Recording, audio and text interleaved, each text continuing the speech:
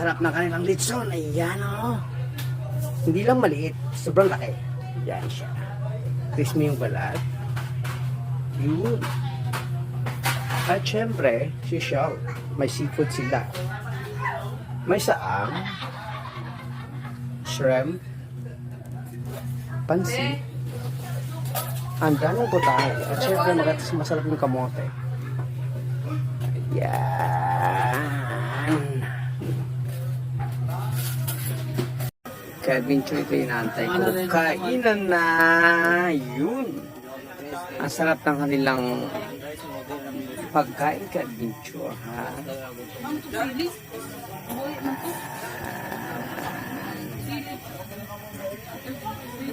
Wala mo na po may time.